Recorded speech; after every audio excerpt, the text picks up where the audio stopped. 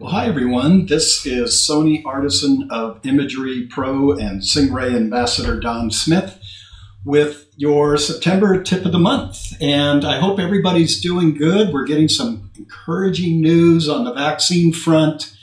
I'm excited because Barry and I and my partner Ron Madra and his wife MB are leaving early Monday morning to go out to Jackson Hole, Wyoming and run our very first workshop since the pandemic has had us locked down, and we're excited and ready to go.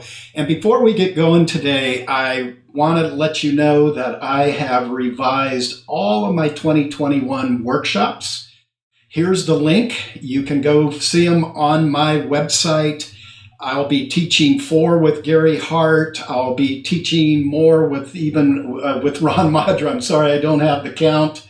And we're looking to add a few new ones. And once we get through 2021, we're going to throw you some surprises for 2022. Also note that I've been teaching some Zoom lessons through Sony, and I have added that link to my workshop homepage, so you can check that out. And actually, today's video is going to be on color masks. And I want to thank longtime client and friend Kathy Kelly for recommending this. Kathy and I have been working on some Zoom sessions on infrared. And Kathy's gotten a 580 nanometer converted camera, a Sony. I have a 580 nanometer converted Sony, and I also have a 720 nanometer converted for more of the black and white look. But the cool thing with 580, they call it super color. Now there's LifePixel and a couple of other companies out there that will convert them, but LifePixel calls it super color IR. And here's an image that we worked up together. This is one I had taken a number of years ago out near Pinnacles National Park. And it's this cool looking oak tree. And I won't go into how we got it to this stage. That's something, if you're interested in, you can sign up for a Zoom class and I'd be happy to talk about. But what I want to show you in this video, and this is where the idea of color masks came in, is I want to show you how I can take that and turn it into that actually fairly easily. So let's get started. Everything I'm going to be doing here in this video is going to be done in Photoshop. So you cannot do this without Photoshop. And you really, I'm not sure if there's other programs that are going to allow you to do this. You really need Photoshop. It's the only way I know how to do it. So let's get started. The very first thing we have to do on our background layer is we have to add a layer. So we're going to hit Command or Control J if you're on either a Mac or a PC. And that's the first thing. Now we've got a layer to work on. So we're going to come up here to Select, and we're going to come down in here to Color Range. And you can see I've been messing around with this, but the way I really do this is I just take the eyedropper and we're going to start over again. So I'm going to make one click into the blue area of the tree. Now I'm going to click on Add to Sample, and I'm just going to start sampling all around different shades and tones and colors of this tree to build this mask. And as I'm doing that, my eye is just looking at different parts of the scene. It's hard to see that mask. We'll blow it up in a moment. And I want to get out and click into these areas also. When I was practicing this, I kind of missed these spots. So now you can see that there's a lot more selected than just the tree. But we're going to work you through all this, so just hang with us. Now that you think you have it pretty well selected, go ahead and click OK. And you're going to see that we have the marching ants coming up on everything that is selected. Now, what I'm going to do is I'm going to come over to my layers palette. You have to have your layers palette up. And I am going to come down here to the bottom to this little icon that says Add a Layer Mask. And when I do that, you can see it picks up my mask and the marching ants stop. Now, if I was to click Alter Option on the mask, now you can see the mask come up and you can see my trees nicely selected. But I've got all this other stuff that apparently had blue in it also, and I have to get rid of that. So how do we do that? Well, it's really pretty easy. Click your B key to bring up your brush. Come up here and make sure your opacity is at 100. I really don't care if it's a soft or feathered brush. I find it easier when I'm working on these masks to turn the hardness down to 0. So just an FYI. Now if I tap my right bracket key, I can bring that brush up, and I'm just going to hold the mouse and I'm just going to come along, and I may want to reduce this down so I don't accidentally get over there into the tree. And I'm painting out anything that is not part of that tree. So you just have to go over it quite a few times to really paint that out. Right there I can see a little bit. And I think there was some up in here. I've got some fingerprints on my Mac, my iMac screen here. So I think that's actually pretty good. Okay. That's step number 1. That's how we isolate the mask. So this is a critical step, step number 2. You're going to come down to this little folder down here, and it's going to say create a new group. And if you've never played with groups, you're going to learn something new here. So I'm going to click on that, and you can see that it just goes back to the original picture. The reason being is I have to associate this layer here now, layer 1, with that group. And the way I do that, the way I associate it with the group is very simple. I'm just going to click on the layer and I'm going to push up. Now you've seen that layer indent, okay? That means it is part of the group. If I was to close the group up, it would go away. So it's kind of a nice way to keep your layer palette sort of clean. And I can also go in here and Option Alt click and rename it. I'm not going to go through all of that. What I want to do though now is I want to add a black and white layer. Okay, so I'm going to come back down here to the looks like a little ball, and I'm going to come up and I'm going to hit black and white, click on black and white, and it's automatically going to go into the group. But now you're going to tell me, okay, Don, but the whole picture went black and white. Yeah, the reason being is because when you add an adjustment layer, it always comes up with a white mask, and a white mask means it gets the full effect of anything you're adding. So we turned it to black and white.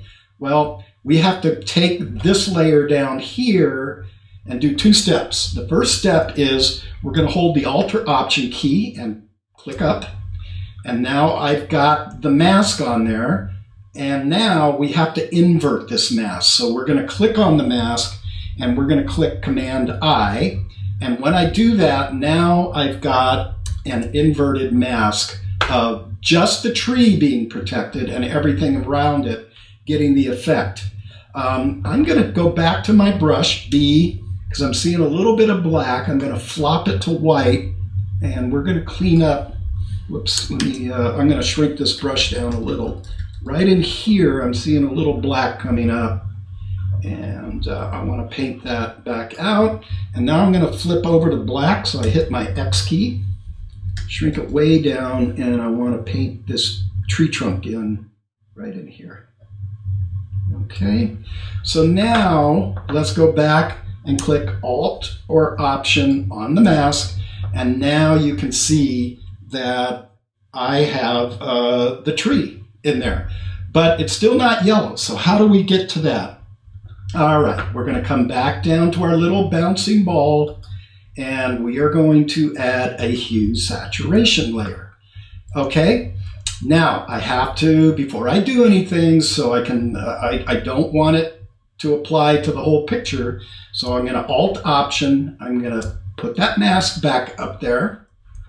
And we'll click out of Properties here, come back here and open up our, there we go, open up our default window for hue saturation. And now I'm just going to change the hue.